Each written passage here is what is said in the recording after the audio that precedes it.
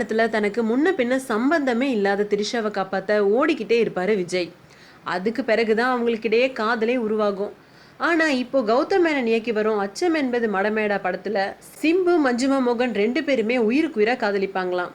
ஆனா 2 பேர் வீட்லயும் பலத்த எதிர்ப்பு கிளம்பியதை அடுத்து அவங்கள பிரிக்க ஒரு அடியாள் கூட்டம் துரத்திட்டு இருக்காங்களாம். ஆனா அவங்க நகரத்துல இருந்து கிராமங்களை நோக்கி ஊர் ஊரா ஓடி ஒளிவாங்களாம். கடைசியில தில்லா எதிர்த்து நின்று எப்படி காதல ஜெயிக்கிறாங்க அப்படின்றது தான் அந்த படத்தினுடைய கதையாம்.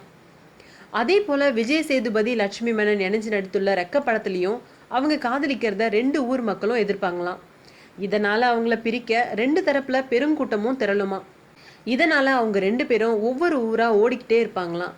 அந்த வகையில அச்சம் என்பது மணமேடா மற்றும் ரெக்க 2 திரைப்படங்களுமே காதல் கதையில கிட்டத்தட்ட எதிர்ப்பா மீறி காதலர்கள் இணையும் கதையில தான் தயாரிக்கப்பட்டிருக்கதா கூறப்படுது.